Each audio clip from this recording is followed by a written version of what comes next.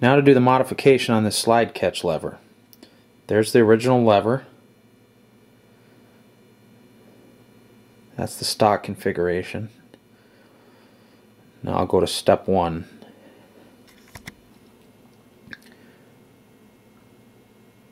Here's the slide catch lever after I've bent that tab out. Now I heated it up and the original finish kind of crumbled off a little bit.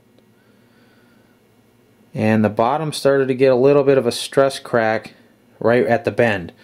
Now I was very careful not to bend the rest of this mechanism to keep this straight. I put pressure there and only bent that tab up.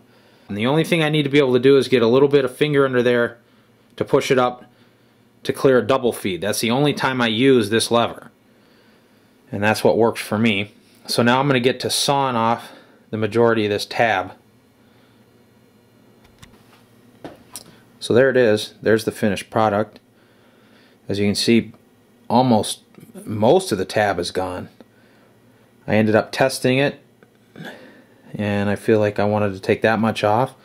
Now I actually misspoke a little earlier. I said that this top edge was what was important, and it's actually this surface right here that catches the slide, but just a little bit of it. So this tab, even as short as it is still sticking out, you know, over 1/16 of an inch, close to 1/8 of an inch outside of the slide. So the slide's gonna, you know, this part's right inside the inside edge of the slide, and it hooks right there. So it still functions fine, even being that short. And I will show you in a minute when I get it all back together. Now during the obviously the grinding process and everything, it took off quite a bit, or took off the original finish. You got some bare metal showing, so you can put some bluing on there or whatever to protect that. And remember, this is this part is about 22 bucks, so not a huge investment to tweak this.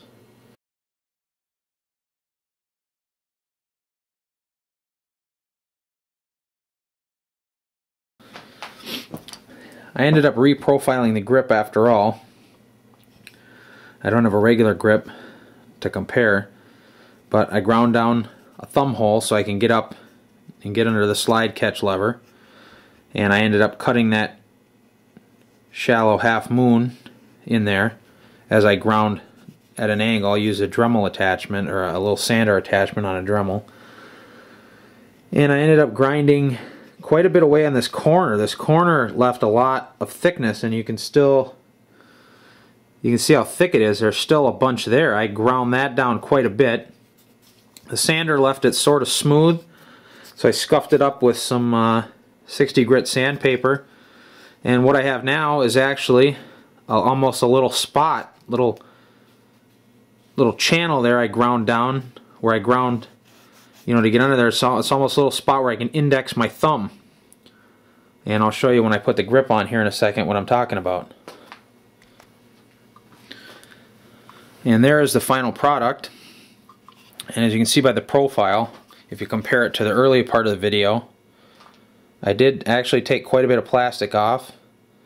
That slide catch lever is not sticking out nearly as much as it was. You can see it's just barely sticking out, which is the way I want it, with my big giant thumbs.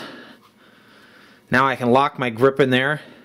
I have that little, where I've ground down the grip, it almost just indexed my thumb perfectly.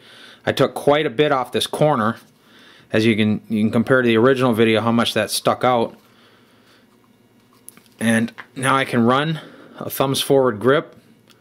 I'm not hitting that lever. It's kind of close, but I can really get a good grip on there now.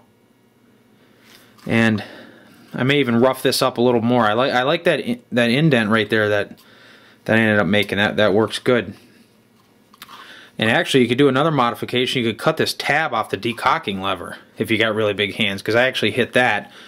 But that's not really a threat to cause any problems during the functioning of the gun. It's not like I'm going to accidentally decock by pushing down. You know, my thumbs are right there, so touching that lever is not a big deal. And the big question: can I still activate the slide lock if I need to? If I have a double feed? Yeah, I can. I left the bottom edge of that kind of sharp so I can get a good purchase.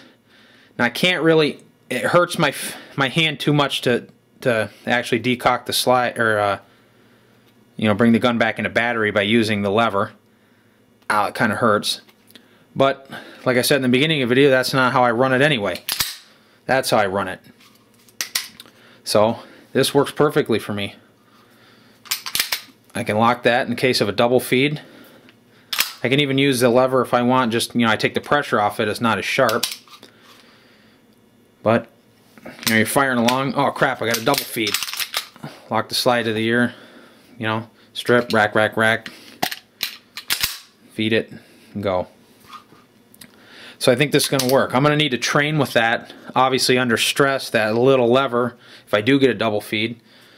You know, I'm going to practice locking that, and if I have gloves on, that's going to be an issue too, because there's not that big lever anymore.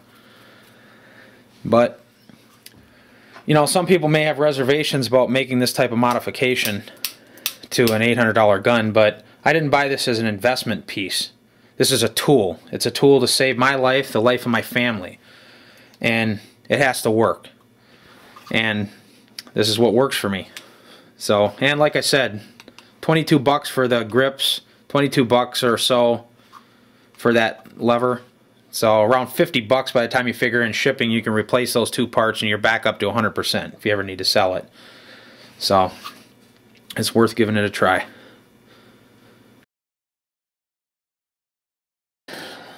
Okay, so the next step in the reassembly is the trigger group.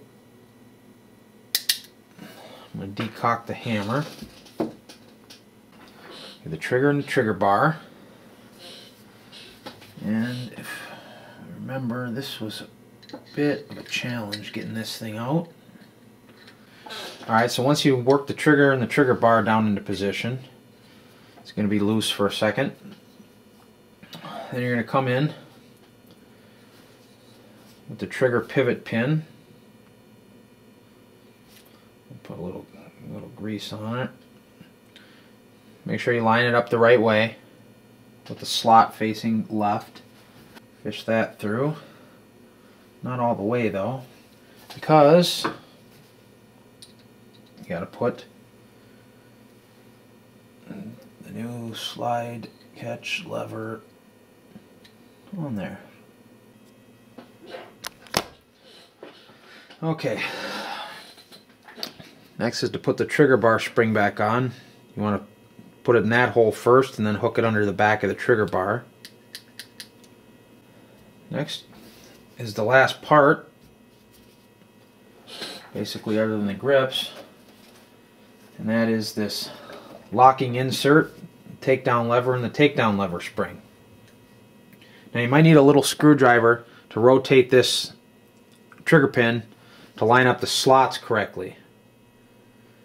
You want the slots to be facing down and to the front so that they engage in that hole, or engage with the two slats of this thingy.